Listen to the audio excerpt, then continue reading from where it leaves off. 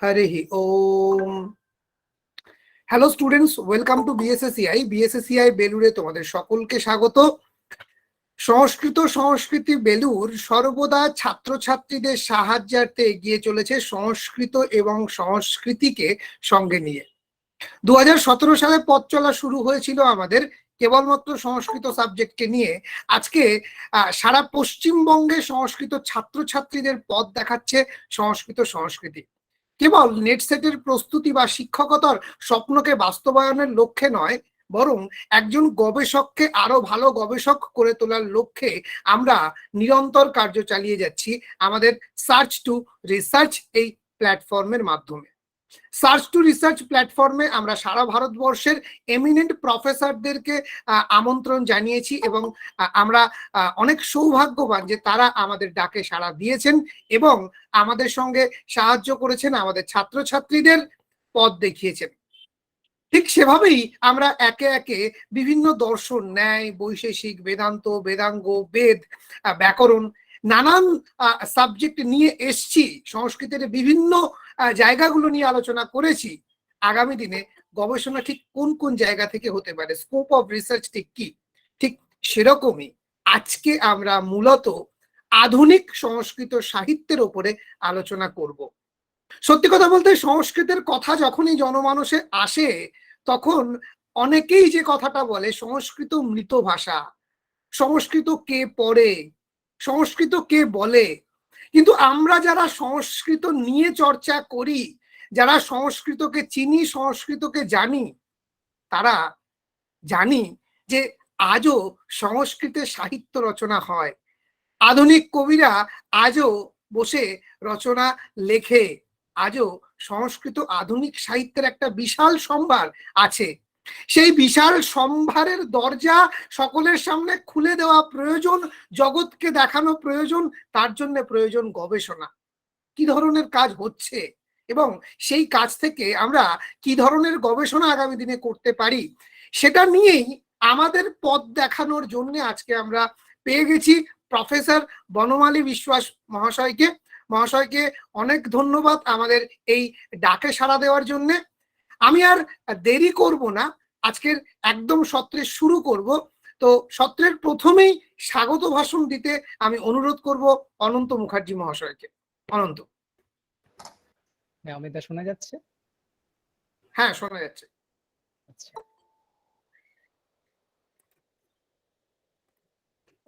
नमो नमः उपस्थितेभ्यः सर्वेभ्यः सुधीजनेभ्यः गुरुजनेभ्यश्च बीएसएससीआई search research पक्षतः भूयांसि नमांसि हार्दम् अभिनन्दनं च विनिवेद्यते। उपस्थितेभ्यः अन्येभ्यः अन्याभ्यश्च गवेषक गवेषिकाभ्यः सहपाठिभ्यश्च आन्तरिकम् अभिनन्दनं सुस्वागतं मङ्गलकुशलेऽपि विनिवेदयामि। इह खलु अद्य वयं सर्वे समुपस्थिताः संस्कृतवाङ्मये नव गवेषणा क्षेत्राणां विषये सुनिश्चितां मतिं स्थापयितुम्।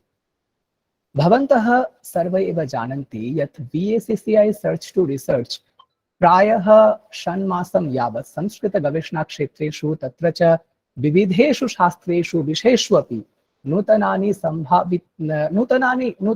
सम्भवितान् विषयान् आदाय चर्चासत्रस्य आयोजनं कुर्वन्तः सन्ति। तत्र अस्माभिः देशस्य प्रभिन्नेषु प्रान्तेषु विशिष्टाः अध्यापकाः अध्यापिकाः च आहूयन्ते। ते ताश्च तेषां ज्ञानगर्भैः वचनैः अस्माकं सर्वेषां कृते निर्दिष्टेषु तेषु विषयेषु मार्गम् उपदिशन्ति। तेभ्यः अधमर्णाः वयं सर्वे बीएसएससीआई सर्च टू रिसर्च। अद्यतने सत्रे अयं हि अस्माकम् आनन्दोदन्तः यत् अस्माभिः प्राप्ताः नवीनसंस्कृतसाहित्यस्य अनुवादसाहित्यस्य च प्रवादपुरुषाः स्वज्ञानच्छटया स्वप्रकाशाः नवदेहल्याः केन्द्रीयसंस्कृतविश्वविद्यालयस्य पठनपाठनशङ्कायाध्यक्षचरणाः छात्रकल्याणविभागस्य च प्रमुखाः विशिष्टाः साहित्यिकाः श्रीमन्तः बनमाली विश्वालमहाभागाः। वस्तुतस्तु महोदयस्य विषये संस्कृतछात्राणां समीपे नास्ति किञ्चिदविदितं, तथापि औपचारिकरूपेण स्वागतभाषणस्य माध्यमेन च महाभागस्य विषये किञ्चित् वच्मि। 61-अधिक-9-शततमे ख्रीष्टाब्दे मई मासस्य 4 दिनाङ्के एषः महानुभवः उत्कलप्रदेशस्य जाजपुर जनपदे जनिं लेभे। महोदय आदौ पुरीनगर्यां तस्य विद्यारम्भम् अकरोत्। ततः पुणे विश्वविद्यालयतः क्रमशः MA, MPhil, PhD इत्यादिकं पाठ्यक्रमं समापयामास। व्याकरण, वेद, धर्म, दर्शन, साहित्य, आधुनिक संस्कृत साहित्य, सांस्कृतिक विज्ञान, पाण्डुलिपि विज्ञान शोध प्रविध्यादिषु शास्त्रेषु विषयेषु च अस्य महामतेः विषय विशेषज्ञता। संस्कृतं, हिंदी, आङ्ग्लम्, ओडिया इत्यादिषु भाषासु च महोदयस्य अस्ति विषयपारंगता, अवबोधनक्षमता च। এবং উনি বাংলার বিষয়েও কিছু কিছু জানেন, বাংলা ভাষাও স্যার কিছু কিছু জানেন। एतस्य महतः व्यक्तित्वस्य मौलिके शोधकार्ये, मौलिके सर्जनात्मक सृष्टौ, अनुदित सर्जनात्मिकायां रचनायां च अस्ति रचनाकौशल्यम्। संगमेनाभिरमा, व्यथा, ऋतुपर्णा, प्रियतमा, दारुब्रह्म, यात्रा, प्रयागप्रयाणम् इत्यादीनि सन्ति महोदयैः संरचितानि मौलिककाव्यानि। निरवस्वरः, बुभुक्षा, जगन्नाथचरितं, जिजीविषा इत्यादयः सन्ति मौलिककथासङ्ग्रहाः। विवेकलहरी, तारा अरुन्धती, जन्मान्धस्य स्वप्नः इत्यादीनि सन्ति महोदयैः अनुदितानि साहित्यकर्माणि। रवीन्द्रनाथ ठक्कुरस्य प्रसिद्धं डाक्घर इति नाटकमपि महोदयेन संस्कृतभाषायां सुष्ठु अनुदितं, सम्यक् परिवेशितं च। इतोपि प्रायः प्रभिन्नेषु विषयेषु 50 परिमितानि शोधपत्राणि, 60 पुस्तकसमीक्षाः, 10 पुस्तकानां पुरोवाक्लेखनं, 50 परिमितेषु शास्त्रीयेषु तथा साहित्यिकसत्रेषु कार्यशालासु अपि योगदानम् इत्यादिकं सर्वं भवति अस्य सरस्वतीवरपुत्रस्य कृतिः, कीर्तिश्च। महाभागस्य समीपे प्रायः 50 जनाः शोधकार्यं कुर्वन्ति, केचन समापितवन्तश्च। अद्य महोदय अस्मान् निर्देशयिष्यन्ति आधुनिकसंस्कृतकथासाहित्ये, गद्यसाहित्ये च सम्भाविताः शोधविषयाः। अभिनवा ह्येषा शाला भविष्यति इति वयं मन्यामहे। आन्तं यावत् भवन्तः भवत्यश्च सर्वे तिष्ठन्तु, नवनवशोधद्वारोद्घाटनस्य कुञ्चिकां च प्राप्नुवन्तु इति आशास्महे। नमो नमः। अमित।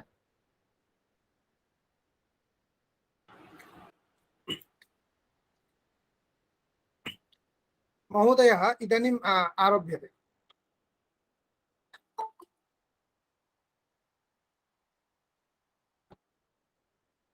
विश्वास महोदय, भवतः माइक अनम्यूट अस्ति। सम्यक्।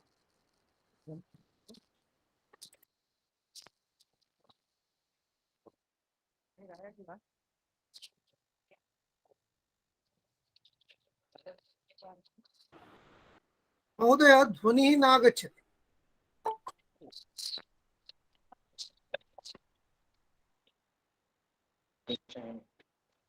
इदानीं श्रूयते?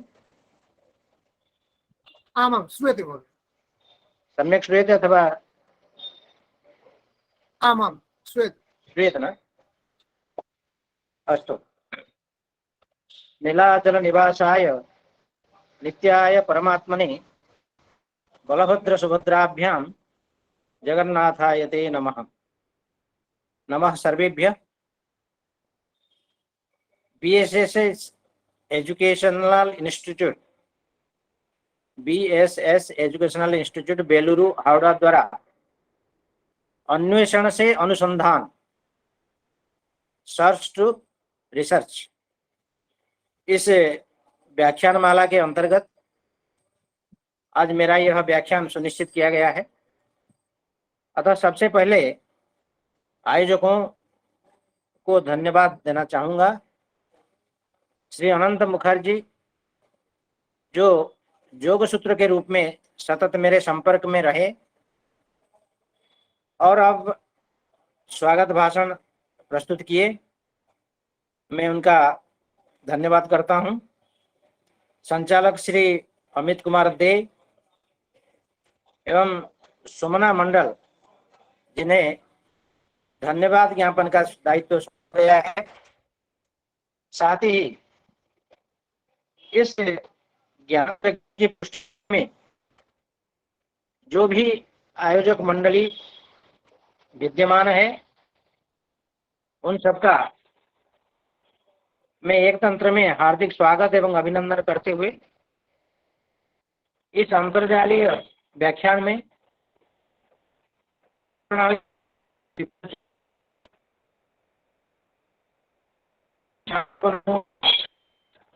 स्वागत एवं अभिनंदन करता हूं। अब बिना किसी भूमिका के मैं अपना वक्तव्य प्रारंभ करना चाहूंगा। मेरे लिए प्रदत्त विषय है आधुनिक में एवं कथा साहित्य में शोध की संभावना। कथा साहित्य भी गद्य अथवा आधुनिक गद्य साहित्य में शोध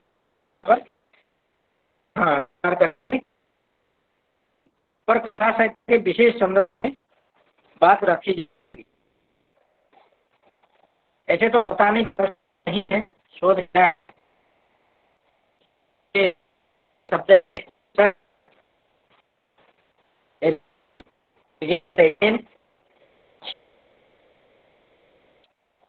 व्याख्यानमाला का नाम है सर्च टू रिसर्च।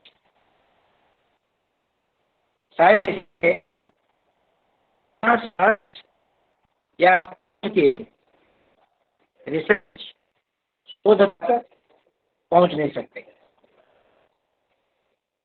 शोध के लिए भारतीय भाषाओं में विशेष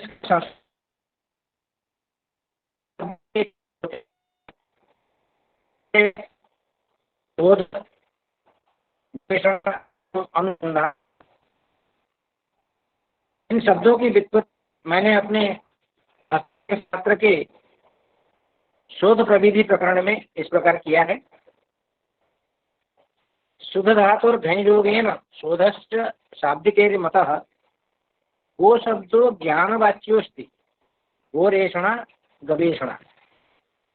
शुद्ध धातु प्रत्यय के योग से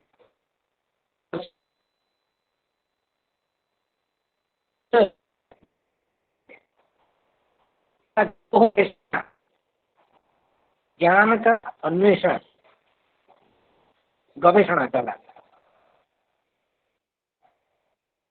समुपसर्ग धातोः ल्युट् प्रत्ययः प्रयुज्यते अनुसंधान शब्दोऽयम् अनुयोगाच्च जायते। पूर्वक धातु से ल्युट् प्रत्यय के योग से एवं अनु के पूर्व योग से अनुसंधान निष्पन्न होता है। शोध में होता है क्या?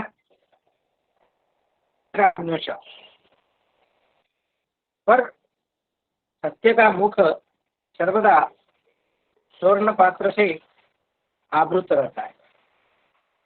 हिरण्मयेन पात्रेण सत्यस्य पिहितं मुखम। अतः तत्वान्वेषण पूर्वक उसका आवरण, अनावरण, अपावरण करना आवश्यक। पात्रेण सत्यं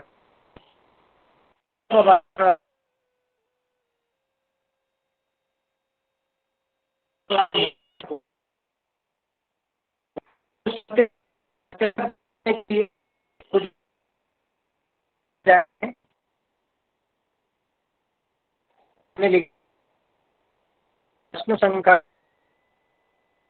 पूर्णमात्र शंका चोत्थाप्यते तत्र कथम कदा केनादिभिः। जिज्ञासा, प्रश्न, शंकाओं से शोध पोषण को प्राप्त होता है। वहाँ कथम, कैसे, कदा, कब, केन, किस प्रकार से या किससे आदि शब्दों के द्वारा शंका उठाए जाते हैं। उत्तरम समाधानम च शोध शब्देन गृह्यते। शोधतंत्रे प्रसिद्ध्यन्ति बिन्दवः पंचशाः पुनः। आदौ शोधसमस्यायाः चयनं इष्यते विधेयः शोधार्थिभिस्ततः कुर्यात् तथ्यसङ्कलनं सम्यक्। तथ्यसङ्कलने सन्ति विधयः पंचशाः कृताः साक्षात्कार विधि कश्चित् ततोव लोकनात्मकः। अनुसूची विधिस्तत्र प्रश्नोत्तरी विधि पुनः जीवनवृत्त विधिश्च प्रायोगिको विधिस्तथा। तथ्य विश्लेषणं तेषु तृतीयः पक्ष उच्यते। तथ्य विश्लेषणोत्तरं विधेया परिकल्पना। आदौ संरचना तस्याः सत्यापनं ततः परम् एवं क्षेत्रेषु सर्वेषु शोधतंत्रं वह्यते। वस्तुतः शोध प्रविधि एक अलग ही पक्ष है, हम उस पर जाना नहीं चाहते हैं। अब हम अपने विषय पर केंद्रित होना चाहेंगे। आधुनिक संस्कृत गद्य साहित्य में शोध की संभावना की बात करेंगे। विषय चाहे कोई भी हो, उसमें शोध की अनंत संभावनाएं रहती ही हैं। जहाँ तक आधुनिक संस्कृत साहित्य का प्रश्न है, आधुनिक होने के कारण उसमें संभावनाएं कुछ बढ़ जाती है। आधुनिक संस्कृत साहित्य में भी आधुनिक संस्कृत पद्य साहित्य की अपेक्षा गद्य साहित्य में संभावनाओं का विस्तार देखने को मिलता है। आधुनिक संस्कृत गद्य साहित्य में जो अभिनव प्रयोग हुए हैं और हो रहे हैं, उसमें शोध के अभिनव आयाम खुलते नजर आ रहे हैं। उसके अभिनव आयामों को जानने के लिए या उस अभिनव आयामों का विश्लेषण करने के लिए हमें संस्कृत गद्य साहित्य के चिराचरित स्वरूप को भी जानना आवश्यक है। संस्कृत गद्य साहित्य का मूल या प्राचीन स्वरूप क्या है, उसे जाने बिना हम आधुनिक संस्कृत गद्य साहित्य के अभिनव आयामों को ठीक से ना समझ पाएंगे, ना समझा पाएंगे। अतः हम अपना वक्तव्य संक्षेप में प्राचीन गद्य बंध से ही आरंभ करना चाहेंगे। गद्यम कवीनाम निकषम वदन्ति, यह प्राचीन सूक्ति संस्कृत साहित्य के प्रसंग में प्रसिद्ध है, गद्य साहित्य के प्रसंग में प्रसिद्ध है, जो गद्य रचना सामर्थ्य का अभिनंदन करता है। प्राचीन काल से प्रचलित यह उक्ति आज भी प्रासंगिक है, क्योंकि आज भी गद्य पथ में चलने वाले रचनाकार विरल ही हैं। वस्तुतः पद्य की अपेक्षा गद्य की लोकप्रियता तब भी थी, आज भी है और आगे भी रहेगी। न केवल संस्कृत में अपितु प्रायः सभी भारतीय भाषाओं में गद्य बंध ही लोकाभिरुचि बढ़ाता है। गद्य विधा में भी बृहत् काव्य होने से उपन्यास पाठकों के द्वारा उपेक्ष हो रहा है आज के दिनों में, और तथा विधा सर्व स्वीकार्य हो रहा है। प्राचीन काव्य शास्त्र में गद्य काव्य की क्या परिभाषा की गई है और कौन से भेदोपभेद स्वीकृत हैं, इसे भी थोड़ा सा जानना आवश्यक है। गद्य शब्द गद व्यक्तायाम वाची इस धातु से यद प्रत्यय के योग से बनता है।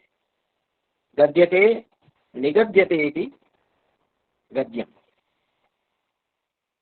गद्यबंध लय प्रधान पद्यबंध से भिन्न है। गद्यबंध में पद्यबंध का परित्याग होने के साथ साथ भाव, भाषा एवं रस का समुचित परिपाक होता है। संस्कृत गद्य काव्य का सर्व प्राचीन शास्त्रीय उल्लेख आचार्य भरत मुनि के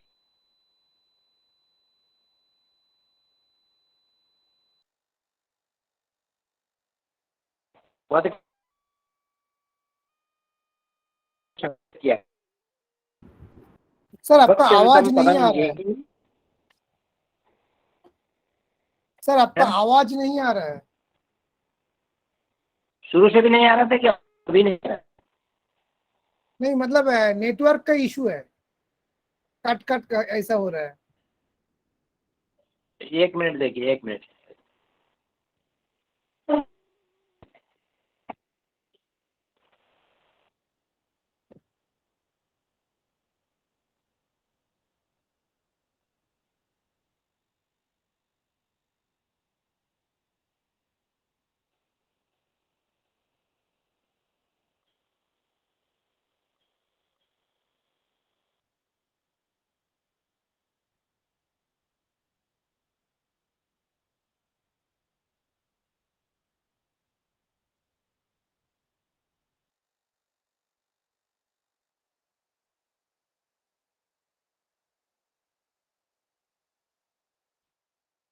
अभी आ रहा है?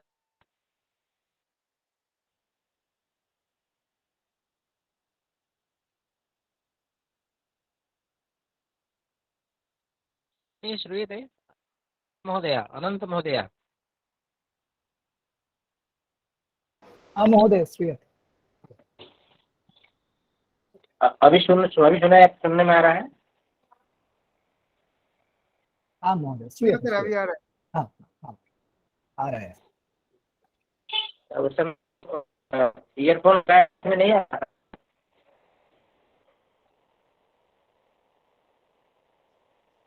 सर आप कैसे मतलब एक साथ माइक और ये जो कैमरा है ये एक साथ चलाने से कभी कभी नेटवर्क इशू आते हैं, तो सर आप कैमरा जो है वो बंद करके सिर्फ माइक्रोफोन को ओपन करके भी सर बोल सकते हैं।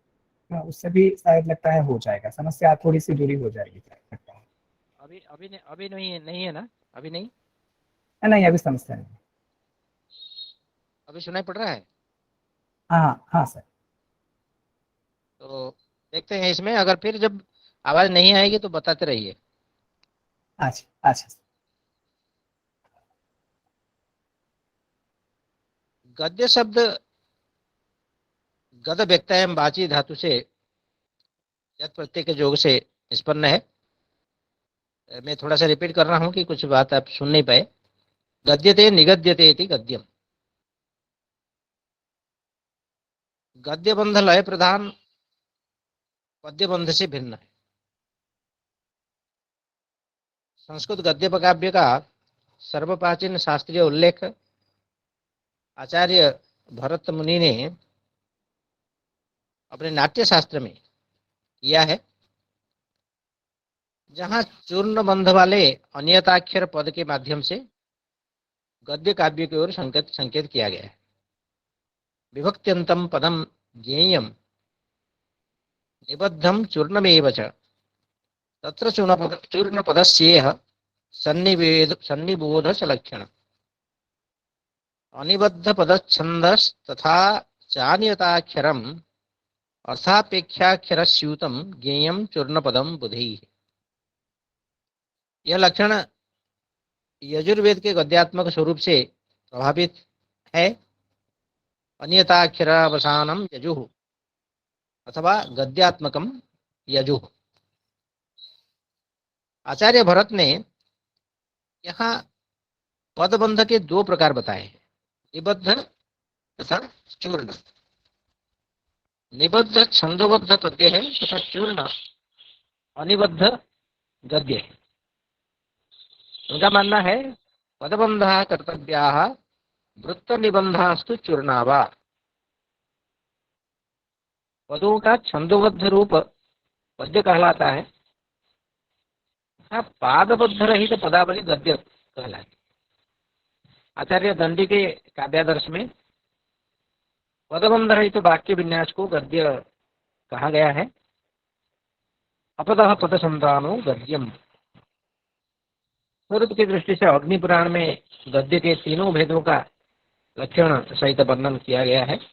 उन्नत, उत्कलिका, गंधी वृत्त, या कहीं कहीं वृत्त गंधी भी। प्रकारांतर से गद्य के वृत्त गंधोजित, वृत्त गंधी एवं चूर्ण के भेद प्रसिद्ध है।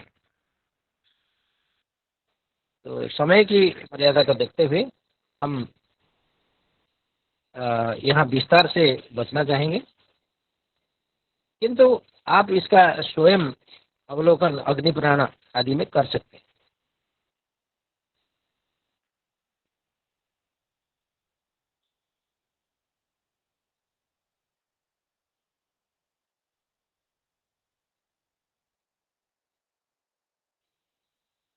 बंध के आधार पर अग्नि पुराण में गद्य काव्य के 5 भेदों का उल्लेख किया गया है। आख्यायिका, कथा, खंड कथा, परिकथा तथा कथनिका। इससे स्पष्ट है अग्नि पुराण के समय तक गद्य साहित्य की परंपरा पर्याप्त रूप में विकसित हो चुकी थी। तत्पश्चात बाणभट्ट की कादंबरी और हर्षचरित को ध्यान में रखकर परवर्ती आचार्यों ने गद्य काव्य के 2 प्रमुख भेदों को मुख्य रूप से स्वीकृति दी है, कथा एवं आख्यायिका। आचार्य दंडी ने कथा एवं आख्यायिका को एक ही जाति की 2 संज्ञाएं मानी, पर विश्वनाथ ने साहित्य दर्पण में कथा व आख्यायिका का भेद स्पष्ट किया है। हेमचंद्र ने काव्यानुशासन में कथा, आख्यान, उपाख्यान, निदर्शन, प्रबंधिका, मतल्लिका, परिकथा, मणिकथा, खंड कथा, सकल कथा, उपकथा, बृहत कथा आदि भेदों का उल्लेख किया। इससे भी स्पष्ट है कि हेमचंद्र के समय तक कथा विविध रूप में प्रचलित थी। इन आचार्यों के मतों को देखते हुए कहा जा सकता है कि कथा एवं आख्यायिका ही गद्य काव्य की मुख्य लोकप्रिय तथा मान्यता प्राप्त विद्याएं हैं और शेष भेदों का समाहार इन्हीं दोनों भेदों में हो जाता है। अमरकोश में कथा एवं आख्यायिकी का लक्षण किया गया है। प्रबंध, कल्पना तथा आख्यायिकोपलब्धार्था।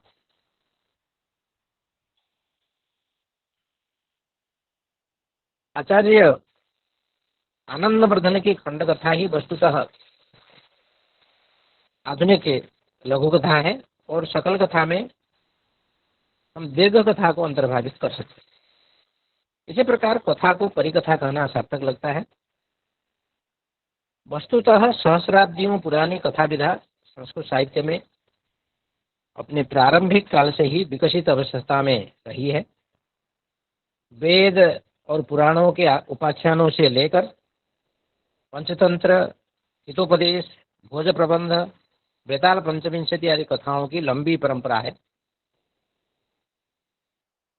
आज का संस्कृत साहित्य न केवल विधा किंतु वस्तु एवं शिल्प की दृष्टि से प्राचीन साहित्य से बदला बदला सा प्रतीत होता है। अपने काव्य तत्व समन्विति में उसकी प्रस्तावना में हमने लिखा है, समकालिक साहित्य प्रवृत्तयो नवाः नवाः परिवर्तनमद्यास्ति वस्तुशिल्प विधाश्रुति। प्रवृत्ति स्यात् विधादृष्ट्या प्रवृत्ति रथभाषिकी एवं च वस्तुशिल्पेषु प्रवृत्तयो नवाः पुनः। नए लेखकों की नित्य नूतन प्रत्यग्र सर्जन परंपरा संबलित भव्य रचनाएं दिन प्रतिदिन हमारे समक्ष आ रही हैं तथा अनवरत विकसित हो रही हैं अभिनव काव्य प्रविधियां एवं काव्य प्रवृत्तियां। 20वीं शताब्दी से लेकर आज तक आधुनिक संस्कृत साहित्य के रचना क्षेत्र में प्राचीन काव्य शास्त्र के कई सर्वथा अस्पृष्ट विधाएं समुद्घाटित हुई हैं। इस तरह समसामयिक संस्कृत तंत्र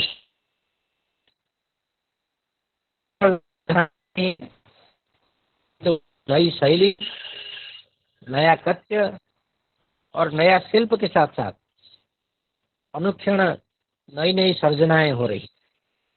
आधुनिक परिवेश के जीवनानुभव के आधार पर ये विपुल साहित्य संस्कृत भाषा को जीवित भाषा के रूप में या आधुनिक भाषा के रूप में प्रतिष्ठित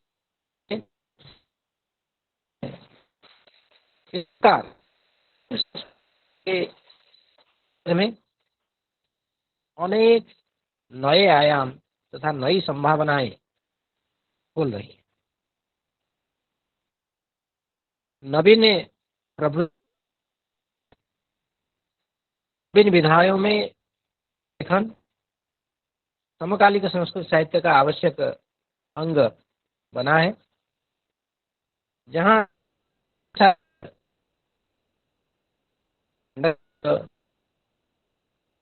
काव्य तथा गीत काव्य आदि भेदों से विभक्त हैं, वहीं गद्य साहित्य भी नैसर्गिक वस्तु एवं शिल्प के आधार पर उपन्यास, कथा, लघु कथा, स्पर्श कथा,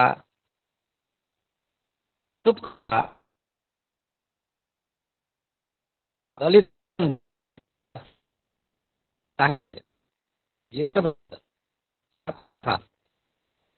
दैनिक या डायरी साहित्य, हास्य विनोद कणिका तथा पत्रकारिता आदि से समृद्ध।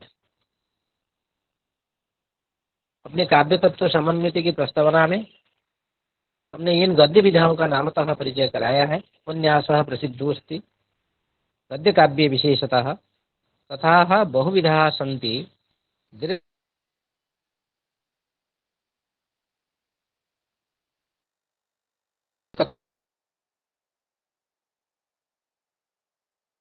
निबंधश्च पत्र साहित्यमेव। जीवनचरितं ख्यातं ख्याता दैनन्दिनी पुनः पत्रकारितया हास्य कणिकाद्वातिका। अनुदितं च साहित्यं विधा स्वन्यतमं मतम् अंगत्वं गद्य साहित्ये भजती पत्रकारिता। समकालिक संस्कृत लेखन में गद्य की अपेक्षा पद्य को अधिक महत्व दिया गया है, जबकि अन्य भारतीय भाषाओं में गद्य को। कृष्ण काव्य के उत्तरार्ध में गद्य लेखन के प्रति संस्कृत लेखकों का अधिक रुझान रहा है। बांग्ला आदि अनेक भाषाओं के साहित्य का संस्कृत गद्य में अनुवाद हुआ है और उसकी पृष्ठभूमि को बल मिला। गद्य में मौलिक उपन्यास और लघु कथा लेखन की प्रवृत्ति निरंतर बढ़ती रही। आधुनिक संस्कृत गद्य साहित्य की विशेषताओं में भाषा शैली संस्कृत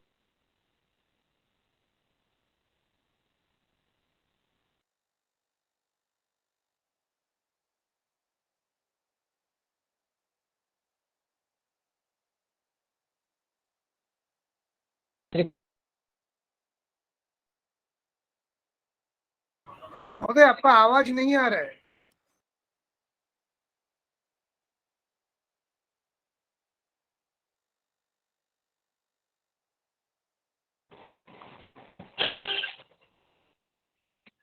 अभी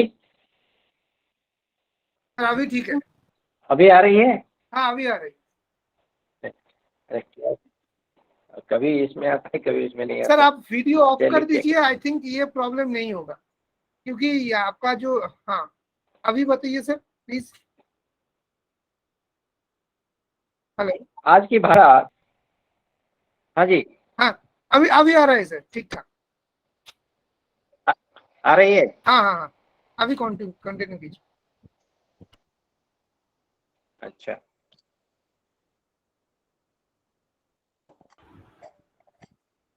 आधुनिक संस्कृत गद्य की भाषा में व्याकरण का भार नहीं है। हम अभी भाषिक प्रवृत्तियों पर बात कर रहे हैं, क्योंकि आधुनिक संस्कृत गद्य साहित्य में जो अभिनव भाषिक प्रवृत्तियां हैं उन पर अभी शोध किए जा सकते हैं, या शोध की संभावना है, इसलिए उस पर कुछ विचार कर रहा हूं। आज की भाषा आलंकारिक आवरणों से बाहर आ गई है और अनावश्यक संधि एवं दीर्घ समासों के बोझ से मुक्त हो गई। भाषा की निर्मलता और स्वच्छता के कारण विषय वस्तु और पाठकों के बीच भाषा अब कोई व्यवधान उत्पन्न नहीं कर रहा। गद्य साहित्य, विशेषकर कथा की अभिव्यक्ति ऐसी होनी चाहिए जिन्हें पढ़ते सुनते समय हमें अपनत्व का अनुभव हो। इस तथ्य को प्राय सभी रचनाकार स्वीकार करते हुए व्यावहारिक भाषा का प्रयोग कर रहे हैं। गद्य साहित्य की भाषा में सरलता और स्वाभाविकता के नित्य नए प्रयोग सजगता से हो रहे हैं। आज की संस्कृत भाषा का प्रधान गुण है उसकी सरलता। भाषा में प्रवाहमयता, स्वाभाविकता, व्यावहारिकता आदि को प्रश्रय दिया जा रहा है तथा क्लिष्टता, कृत्रिमता, आडंबर का बहिष्कार। साहित्य की भावपूर्णता ही उसकी लोकप्रियता का कारण है। आज संप्रेषणीय और भावानुवर्तनी भाषा का सराहनीय प्रयोग हो रहा है। अन्य भाषा में प्रचलित मुहावरों के प्रयोग का स्वागत किया जा रहा है। वर्तमान समय में संस्कृत भाषा की मौलिकता के साथ साथ उसकी समन्वयात्मकता और सामंजस्यता की शक्तियां देखते ही बनती है। इस प्रकार आधुनिक संस्कृत कथा साहित्य में प्रादेशिक भाषा की अतिशयता है। वस्तुतः व्यावहारिक भाषा का प्रयोग कथाकार की जिम्मेदारी भी है और व्यवस्था। आधुनिक संस्कृत गद्य साहित्य की शिल्पगत प्रवृत्तियां भी महत्वपूर्ण है और इन शिल्पगत प्रवृत्तियों में भी शोध की संभावना है। जिसे भाषिक प्रवृत्तियों पर शोध हो सकता है, इस प्रकार आधुनिक संस्कृत गद्य साहित्य की शिल्पगत प्रवृत्तियों पर भी शोध की अनंत संभावना है। रचनाकार को साहित्य लिखते समय, पाठक को साहित्य पढ़ते समय और समीक्षक को साहित्य का मूल्यांकन करते समय शिल्प से परिचित होना पड़ता है। शिल्प के कारण ही एक छोटी सी कथा में हमें एक संपूर्ण जीवनानुभव की प्रतीति होती है। के कारण कथाओं की शैलियां भी प्रभावित होती हैं।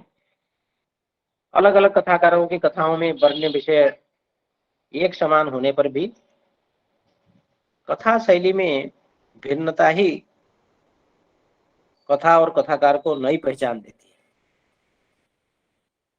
कथाकार अपनी बात सीधे और सपाट ढंग से नहीं कहता है, किंतु बिंबों, प्रतीकों, मिथकों तथा काल्पनिक जगत के आधार पर यथार्थ से जुड़े अपने विचार और भाव व्यक्त करता है।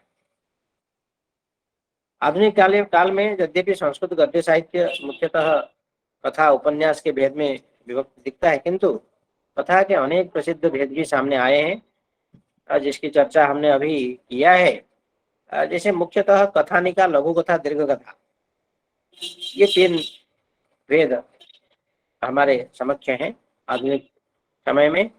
इनके अतिरिक्त एक और जहां कथाओं के आकार प्रकार की दृष्टि से शुभ कथा, डायरी कथा, पत्र कथा आदि विधाएं जन्म ली हैं, वहीं विषय वस्तु की दृष्टि से भी कथाओं के अनेक भेद सामने आए हैं।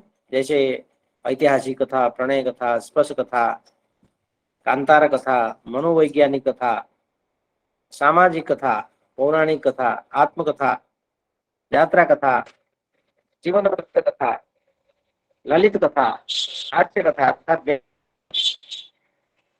वस्तुतः आधुनिक संस्कृत कथा के इन भेदों में भी शोध की संभावनाएं हैं। आधुनिक संस्कृत काव्य शास्त्रियों ने गद्य की इन नवीन विधाओं के लक्षण अपने अपने ढंग से प्रस्तुत किए हैं। समकालीन संस्कृत साहित्य में वस्तु, शिल्प, विधा, छंद एवं भावबोध आदि की दृष्टि से अनेक परिवर्तन देखे जा सकते हैं। इन परिवर्तनों की समीक्षा प्राचीन काव्य शास्त्र के आधार पर करना उचित नहीं है, क्योंकि प्राचीन काव्य शास्त्र अपने समय तक उपलब्ध रचनाओं के आधार पर लिखे गए थे। अतः वर्तमान परिप्रेक्ष्य में समकालीन संस्कृत साहित्य के अनुरूप आधुनिक काव्य शास्त्रों की रचना भी उतना आवश्यक है जितना समकालीन संस्कृत साहित्य का समय। उपन्यास को अंग्रेजी में नोवेल, गुजराती में नवल कथा, मराठी में कादम्बरी, बांग्ला में गल्प या उपकथा कहा जाता है। उपन्यास का लक्षण आधुनिक काव्य शास्त्रियों ने किया है, हमने भी अपने काव्य तत्व संबंधित में किया है। हमने जो परिभाषा की है उपन्यास का, इसको थोड़ा सा आपको बताना चाहता हूँ। अर्वाचीनस्तु कालोऽयं नवकाव्य प्रसंगतः काव्य वैभव संभारे स्वर्णिमो युगो उच्यते। गद्य साहित्य वैशिष्ट्यं युगेस्मिन् सुप्रतिष्ठितम् उपन्यास विधा चात्र नवीना कल्पना मता। उपन्यासश्च कोशेषु वाक्योपक्रम उच्यते, न काम्य शाब्दिकः शाब्दार्थोऽत्र पारिभाषिकः। उपन्यासः प्रसंगेऽस्मिन् जो रूढो भवेत् क्वचित् प्रवर्तते न काव्यं च वाक्योपक्रममन्तरा। पद्ये तथा महाकाव्ये पूर्ण वस्तु विवेचनम्, उपन्यासात्मके गद्ये पूर्ण वस्तु विचित्रणम्।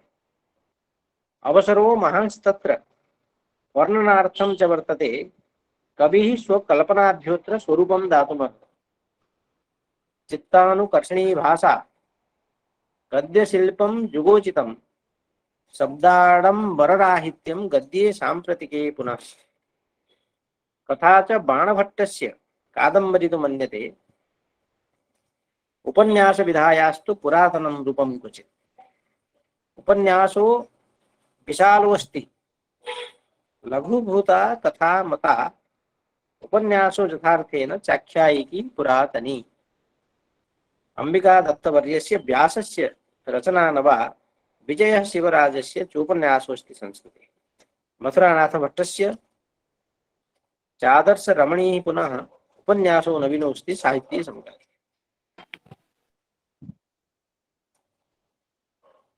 तो प्राचीना तो कथैवास्ति विधापि नवीना मता, कथ धातुश्च निष्पन्ना प्रबंध कल्पना कथा। ये हम अभी कथा की बात कर रहे हैं। कथायाः बहुभेदास्तु चाधुनिके युगे मताः, लघ्वी लघुतरा काचित् लघुतमा क्वचित् काचित् पुनः।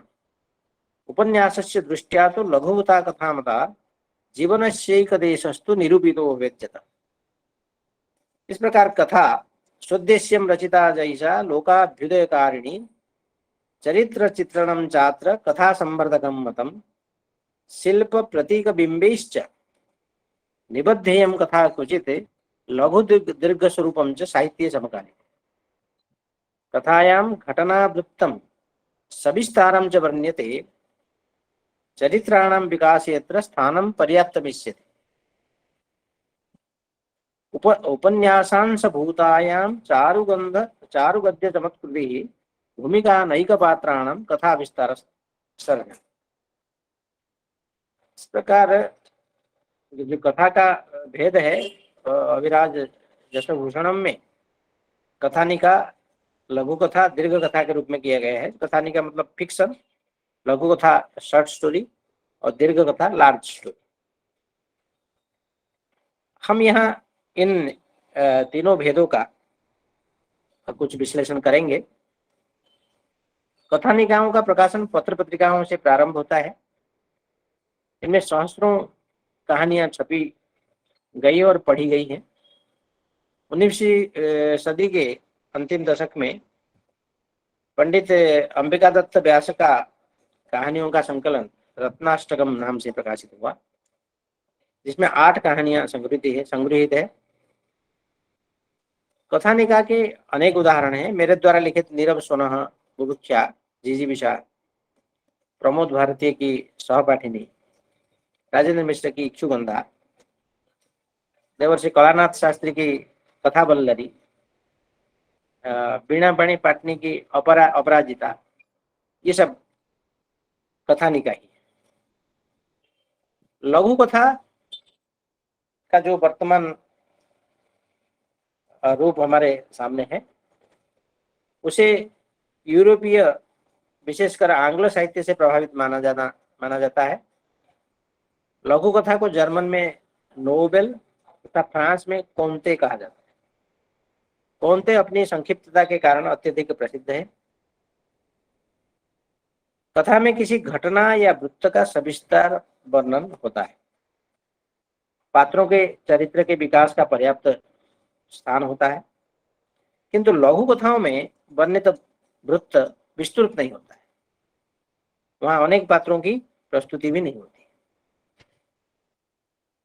लघु कथा विद्युत सी चमक के साथ हमारे संपूर्ण परिवेश को अचानक ही प्रकाशित कर देती है।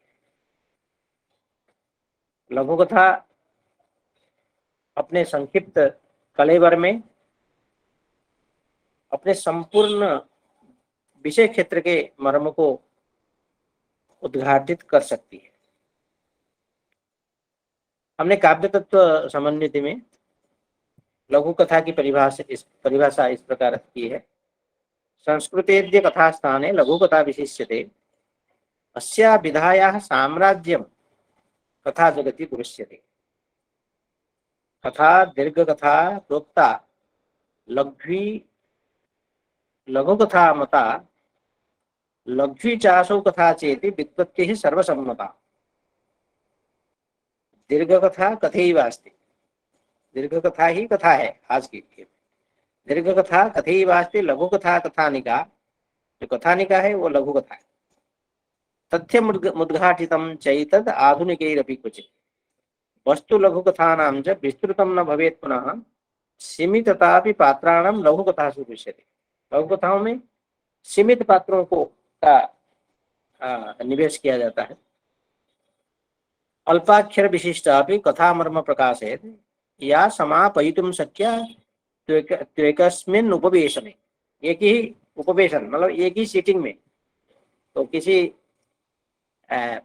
आधुनिक आलोचकों ने कहा है कि short story is that which can be finished in one sitting. झंकरोति क्षणेनैव हृत्तंत्रं च सचेतसां, लघु कथा तडिद्रूपा चमत्करोति पाठका। एक पात्र समर्थोस्ति कथा लक्ष्यस्य पूरणे। अब एक ही पात्र मतलब एक पात्र नहीं है, कम पात्र, अल्प पात्र, कभी एक पात्र भी हो सकता है। एक पात्र समर्थोस्ति कथा लक्ष्यस्य पूरणे, अकस्मात् चरमोत्कर्षः कथा वस्तुनि संभवेत्। कथा वस्तु में एकाएक क्लाइमैक्स आ जाती है लघु कथा। महाकाव्यांश भूतम च खंडकाव्यम यथा मतम, तथैवात्र कथांशो भी लघु कथा भवेत्। लघु कथा तो सैवास्ति यदुद्देश्यम च प्रेरकम, उसके उद्देश्य प्रेरक होना चाहिए। कल्पनासु बलम यत्र नानुभूतिषु तादृशम, कल्पनाओं पर बल दिया जाता है, अनुभूतियों पर। वस्तुतः आज के तारीख में लघु कथा विधा कोई नई विधा नहीं है, क्योंकि इस समय तो अति लघु कथाओं का साम्राज्य है। आज लघु कथाओं की विशेषताओं का विवेचन काव्य शास्त्रीय आधार पर करने के स्थान पर आधुनिक मान्यताओं के आधार पर किया जाना चाहिए, और हो भी रहा है। विंश शतक के तृतीय दशक से पंचम दशक तक रचित कथाओं में राष्ट्रीय भावना, स्वतंत्रता आंदोलन, देशात्म भावना परक साहित्य देखे जा सकते हैं। हमारे नीरव स्वर नामक लघु कथा संग्रह में 21 सामाजिक कथाएं संग्रहित हैं, चंपी, दोहिया, सनिया इत्यादि। इन जो कथाओं में जो कथा पात्र है, ये कथा पात्र भारतीय ग्राम में बसने वाले निम्न वर्ग से संबद्ध है।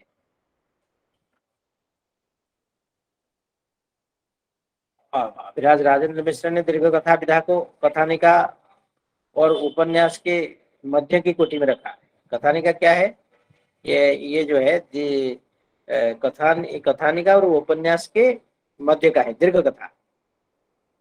कथानिका से बड़ा और उपन्यास से छोटा वो दीर्घ कथा है। अब हम थोड़ा टूप कथा पर चर्चा करेंगे। टूप कथा जिसे पुट कथा भी कहते हैं। करीब आधे पृष्ठ में लिखी गई अति लघु कथाएं जो सीमित शब्दों से ठोस लिखे हुए होते हैं और अति सरल भाषा में सामान्य लोगों के अवगमन साध्य होते हैं। इस तरह की गद्य शैली प्रायः सभी को भा जाती है। इसे संस्कृत की अति लघु कथा या पुट कथा भी कह सकते हैं। पुट मतलब पृष्ठ, एक पृष्ठ में, एक पेज में जो कथा लिखी जाती है तो पुट कथा भी कह सकते हैं। तो यही टूप कथा है, एक पृष्ठ में या आधे पृष्ठ में। यह हिंदी लघु कथा के समान है। आज आप देखेंगे समाचार पत्रों में हिंदी की जो लघु कथा प्रकाशित होती है वो हमारे संस्कृत में इसको हम टूप कथा कर सकते हैं। इसकी संक्षिप्तता पाठकों को न केवल अनावश्यक विस्तार से बचाती है अपितु अपनी तीव्र संप्रेषणीयता के बल पर उस पर सीधा और गंभीर प्रभाव भी डालती है। हमने काव्य तत्व समन्विति में टूप कथा की परिभाषा भी की है। जुगे संघर्षशीलेऽस्मिन् प्रतिस्पर्धा परायणे सर्वेषां समयाभावो नितरां दृश्यते क्वचित् स्थाने दीर्घकथानां च यथा लघ्वीकथा भवत् तद्वत् लघुकथा स्थाने चाति लघुकथा पुनः एकदिनात्मिका क्रीडा यदि लघुकथा भवेत् विंशषट्कात्मिका क्रीडा टूप कथा पालकस्य वै। जैसे वनडे क्रिकेट है, अगर लघु कथा वनडे क्रिकेट है तो टूप कथा 2020 मैच है, ऐसा हमने कहने का प्रयास किया है। संक्षिप्तार्थे भी टूप शब्द टूप्रयुक्तोऽस्ति वाङ्मये टूप कथा कथ्यते चातः संक्षिप्ता वैवा पुनः पुटकथोच्यते जास्यात् चैकपुटात्मिका कथा पुटकथा क्वचित् तत्र टूप कथार्थे प्रयुज्यते। पुट कथा वही, टूप कथा जो है वही पुट कथा। 21वीं सदी में जो व्यस्ततम परिवेश है उसमें लोगों के पास एक उपवेशन में घंटों बैठने के लिए समय नहीं है, अतएव आज टूप कथा की स्वीकृति हो रही है। अब इसी प्रकार डायरी कथा या दैनंदिनी कथा, आधुनिक संस्कृत गद्य साहित्य में डायरी विधा या दैनंदिनी विधा को भी स्वीकृति मिली है। डायरी विधा गद्य काव्य में आत्मकथा का ही एक परिवर्तित रूप है, जहाँ आत्मकथा में लेखक अपने संपूर्ण अतीत पर प्रकाश डालता है, वहीं डायरी में अपने प्रतिदिन के ताजे अनुभवों को उसी दिन निबद्ध कर लेता है। लेखक को अपनी आत्मकथा लिखते समय अपनी डायरी से सहायता मिलती है। डायरी कथा का भी हमने परिभाषा की है, लेकिन मुझे नहीं लगता है कि हम अभी सभी विधाओं की परिभाषा जो हमने की है उस पर विचार कर सकते हैं। जैसे संस्कृत गद्य साहित्ये च आधुनिके युगे पुनः दैनंदिनी विधा काचित् नवीना च विधा मता उच्यते डायरी विधेयसा चांगल नामानुसारिणी एतद् आत्मकथायाश्च रूपम वै परिवर्तितम्। इस प्रकार और भी स्वरूप हमने डायरी विधा का भी बताया है। और पत्र कथा किसी लेखक द्वारा अन्य किसी विद्वान मित्र या व्यक्ति विशेष के द्वारा लिखे गए पत्रों को इस विधा में परिगणित किया जाता है। इसे भी गद्य साहित्य की एक विधा मानने की परंपरा कुछ भारतीय और कुछ भारतीयतर भाषाओं में देखने को मिलती है। एक लेखक अपनी बात को जब आत्मीय या अंतरंग क्षणों में व्यक्त करते हुए अभिव्यक्ति कला की दृष्टि से साहित्यिक सौंदर्य सहित लिखता है तो वो पत्र साहित्य या पत्र कथा के रूप में परिचित होती है। तो पत्र कथा का भी लक्षण हमने किया है। विदुषा लिख्यते पत्रम लेखकेनाथ केनचित् तस्य साहित्यिकं रूपं भवेत् तत्र प्रकाशितं। पद्येन लिखितं पत्रं पत्रकाव्यं यदुच्यते गद्य विनिर्मितं तच्च पत्रकथा निगद्यते। इस प्रकार आगे भी और लक्षण है, लेकिन समयाभाव से मैं थोड़ा थोड़ा सब विधाओं पर बात करते हुए अपनी वाणी को विराम दूंगा। चित्रों के माध्यम से कथा के प्रस्तुतिकरण की एक विधा है जो आंग्ल भाषा में कॉमिक्स कहा जाता है, उसको संस्कृत भाषा में हम चित्रकथा के रूप में अभिहित करते हैं। चित्राणां माध्यमेनात्र कथानां प्रस्तुतिर्जतः लोके चित्रकथा नाम्ना नवा विधा प्रसिद्ध्यति। प्रायशोऽत्र कथाः सन्ति चेतिहास पुराणयोः अतिमानव संबद्धा भवन्ति वा कथाः क्वचित्। तो जो चित्रकथा है उसमें इतिहास से, पुराण से या कोई सुपरमैन अतिमानव कथा लिखी जाती है, उसका स्वरूप भी हमने यहाँ किया है। वो एक रेखा चित्र कथा है जिसको अंग्रेजी में स्केच कहते हैं। तो उसका भी हमने एक लक्षण किया है। रेखा चित्र ही कथा चेत्सा रेखा चित्र कथोच्यते रेखास्थाने च शब्दानां प्रधानता भवेत् पुनः अतएव विधा चेयं शब्द चित्रं च कथ्यते यत्र चात्यल्प शब्दैश्च कथा कलात्मिका भवेत्। इसी तरह से स्पर्श कथा आंग्ल भाषा में जो डिटेक्टिव स्टोरीज है उसको हिंदी भाषा में जासूसी कहानी कहते हैं। तो संस्कृत में ये कहानी स्पर्श कथा के रूप में जानी जाती है। तो स्पर्श कथा का भी लक्षण हमने किया है। कथा चेद अपराधिया परिशोधात्मिका पुनः प्रतिशोधात्मिका हत्या उचित दर्शनाश्रिता कथारंभे कथा मध्ये रहस्यं तो भवेत् ध्रुवं गुप्तचरैः रहस्यं च कथान्तेनु प्रकाश्यते। इस प्रकार। और त्रासद कथा एक जो अंग्रेजी में जैसे हॉरर स्टोरी कहते हैं, हॉरर स्टोरी, तो ये भी आजकल संस्कृत में लिखा जा रहा है।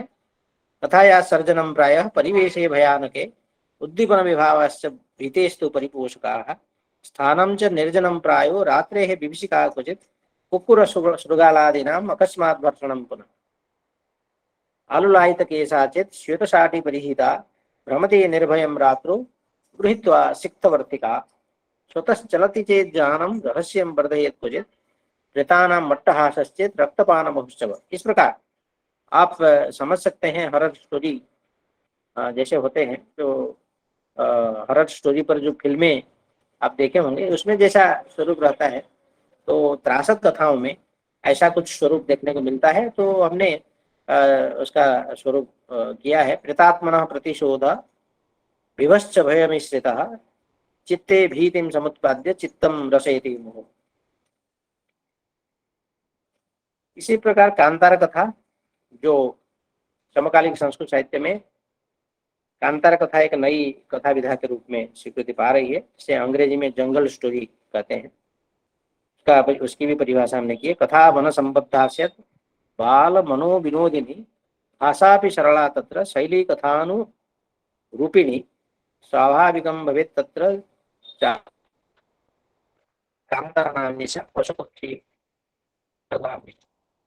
इस प्रकार हास्य व्यंग्य कथा है। यद्यपि हास्य कथा एवं व्यंग्य कथा एक ही प्रकार की नहीं, किंतु अलग अलग है, फिर भी क्योंकि इसकी परिणति हास्य ही होता है, मतलब हास्य और व्यंग्य कथा दोनों की परिणति ही तो हास्य उत्पन्न करता है, इसलिए हमने एकत्र उसकी परिभाषा किया है। कथा गुणा समे चात्र न भेदो वस्तु शिल्पयो क्वचित दीर्घा भविर्लघ्वी हास्य रस समन्विता शुद्ध हास्यम भवेद यत्र सैव हास्य कथा स्मृता व्यंग्य मिश्रित हास्य न व्यंग्य कथा भवेद। इस प्रकार आत्मकथा भी होता है, जिसको अंग्रेजी में ऑटोबायोग्राफी कहा जाता है, वो भी संस्कृत में लिखी जा रही है, उसकी भी परिभाषा हमने की है। जीवन चरितम यत्र चात्मकथम भवेत् पुनः गद्य विनिर्मितम काव्यम आत्मकथा निगद्यते उत्तम पुरुषस्यात्र प्रयोगस्तु विशिष्यते कथाकार स्वयं यत्र स्वचरितम च वर्णयेत्। अपनी कथा भी लिख सकता है आत्मकथा। संस्मरण कथा, संस्मरणों को अंग्रेजी में रेमिनिसेंस या मेमोयर्स कहते हैं, जिनका पाश्चात्य साहित्य में अत्यंत साहित्यिक महत्व है। और आज संस्कृत में भी संस्मरण कथा उसकी परिभाषा की है। घटिता घटना जाश्च स्वजीवने विशेषता स्मरणम यत्र तासां च संस्मरण कथोच्यते। लेखकीयः प्रभावश्च भवेत् तत्र वैयक्तिकः एवं तद् भावनानां च तत्रांगनं भवेत् पुनः। इस प्रकार जीवन वृत्त भी एक गद्य विधा है। उसकी परिभाषा करते हुए हमने काव्य तत्व समन्वित में लिखा है, जीवन वृत्तम अप्यत्र जीवन चरितात्मकम नवविधा स्वरूपम च गद्य काव्य विशिष्यते। इसके आगे भी उसकी और परिभाषा है, लेकिन समय आवश्यक नहीं करते हैं। और एक यात्रा वृत्त, इसको अंग्रेजी में ट्रैवलर्स कहते हैं या ट्रैवल लिटरेचर। तो आज भी संस्कृत में बहुत यात्रा वृत्त साहित्य, भ्रमण साहित्य लिखा जा रहा है। हमने इसकी परिभाषा किया था, यथानुभूत यात्राया वर्णनम यत्र वर्तते यात्रा वृत्तम तदेवात्र चाधुनिकेन निगद्यते यात्रा वृत्तांत काव्यस्य परिभाषा तथा तथा परिभाषा च साप्यत्र घटते नात्र संशय। तो यात्रा वृत्त काव्य की जो भी परिभाषा, यात्रा वृत्त कथा का भी की वही परिभाषा है, ऐसा हमने कहने का प्रयास किया है। और एक ललित कथा, इस समय कुछ अन्य गद्य रचनाएं आ रही है जिन्हें हम न ललित भी मत कह सकते हैं, ना हास्य व्यंग्य कथा भी नहीं है, ललित निबंध भी नहीं है, वो बीच का एक स्वरूप है, अतः उन्हें ललित कथा कहना युक्तिसंगत होगा। हमने काव्य तत्व समन्वित में ललित कथा का लक्षण इस प्रकार किया है, न ललित निबंधत्वं न गुणः हास्य व्यंग्ययोः रीत्या ललितया चात्र कथा वस्तु प्रवर्तते न च व्यंग्य पराकाष्ठा हास्य चरमता न च। न व्यंग्य की पराकाष्ठा है, न हास्य की चरमता है, समता परमागत चात्र नैव विषमता कुछ। वहाँ एक समता है, हार्मोनी ही एक आपको देखने को मिलेगा ललित कथा में, विषमता नहीं। तो समय हो चुका है इसलिए, और एक ललित निबंध है जो प्रसिद्ध है, उसको बताने की आवश्यकता नहीं है, सब आप लोग सब जानते हैं। नैव भवेत् निबंधोऽयं न च कथा भवेत् क्वचित् कथा निबंधयोर्मध्ये सेतुभूता विधापन। कथा और निबंध के बीच में सेतु है ये ललित निबंध, ना कथा है ना निबंध है, एक मध्य का रूप है।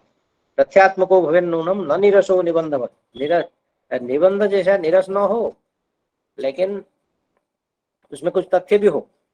भाषा च ललिता चत्र शैल्यपि ललितात्मः रोचकता भवेत् तत्र संप्रेषणीयता तथा कथा वस्तु विहीनोपि कथावत् सरसा कुछ। हाँ, कोई कथा वस्तु नहीं होता ललित निबंध में, लेकिन कथा जैसे सरसता वहाँ रहती है, इसलिए इसको ललित निबंध कहते हैं। ऐसे तो और बातें भी हो सकती हैं, लेकिन समय अभी हो गया। और आधुनिक संस्कृत गद्य साहित्य की सभी विधाएं आज पुस्तक के रूप में या पत्र पत्रिकाओं में प्रकाशित हो रही है।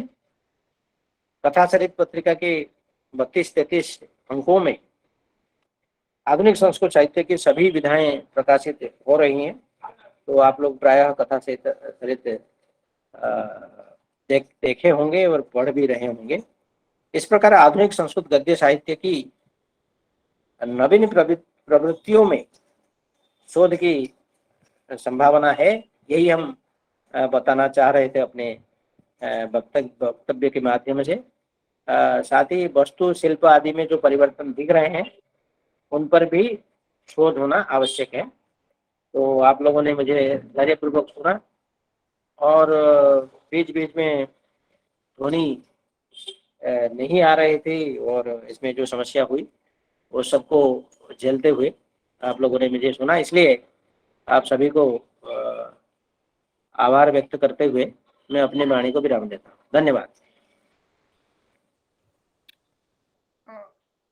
আমি সকল শ্রোতাদের কাছে বলতে চাইবো, আপনাদের যদি স্যারের কাছে কোনো প্রশ্ন থাকে আপনারা নির্দ্বিধায় নিজের মাইক আনমিউট করে করতে পারেন।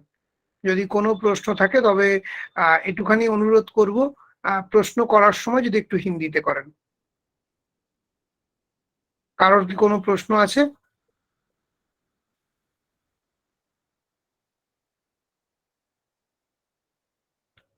বেশ, আশা করি কারোর কোনো প্রশ্ন নেই। তো আমরা একেবারে অনুষ্ঠানের অন্তিম মুহূর্তে এসে উপস্থিত হয়েছি। একদম শেষে অন্তিম মুহূর্তে ধন্যবাদ জ্ঞাপনের জন্য আমি সুমনা মণ্ডলকে অনুরোধ করব। সুমনা মণ্ডল শান্তিনিকেতনের একজন ছাত্রী, বিশ্বভারতী বিশ্ববিদ্যালয়ের সংস্কৃত বিভাগের প্রাক্তন ছাত্রী। আমি সুমনাকে অনুরোধ করব আজকের এই সত্রের সমাপ্তি ঘোষণা এবং ধন্যবাদ জ্ঞাপন করার জন্য।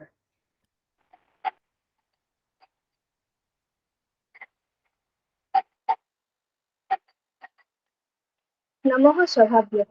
उपस्थितान् सर्वान् हार्दं कातज्ञं निवेदयामि।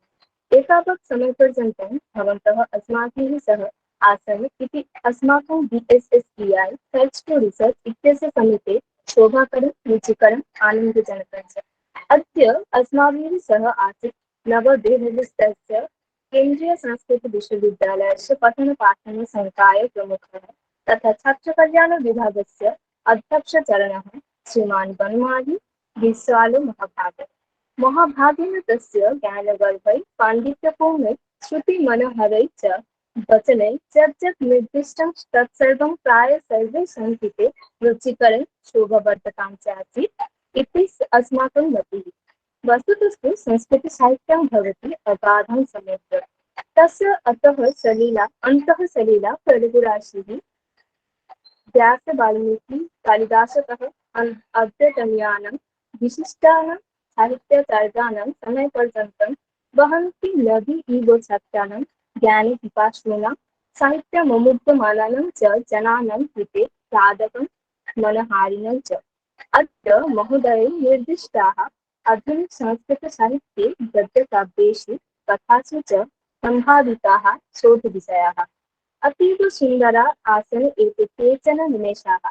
तत्र च विशेषतः कार्तज्ञं ज्ञापयामि BSSEI search to research गोष्ठ्याः प्रतिष्ठातारम् अद्यतनसत्रस्य सञ्चालकम् Amitkumar देवर्जन्, ततः अनन्तमुखोपाध्याय महाभागं, यः अद्यतनसत्रे स्वागतभाषणरूपं कार्यं सम्यक् सम्पादयामः।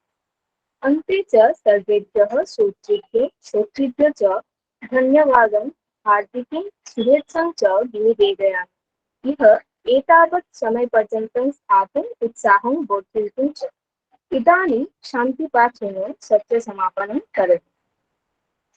ॐ सर्वे भवन्तु सुखिनः, सर्वे सन्तु निरामयाः, सर्वे भद्राणि पश्यन्तु, मा कश्चित् दुःखभाग् भवेत्।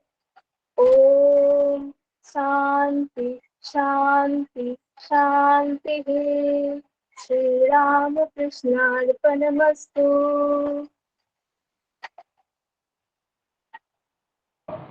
नमस्कार सर, नमस्कार।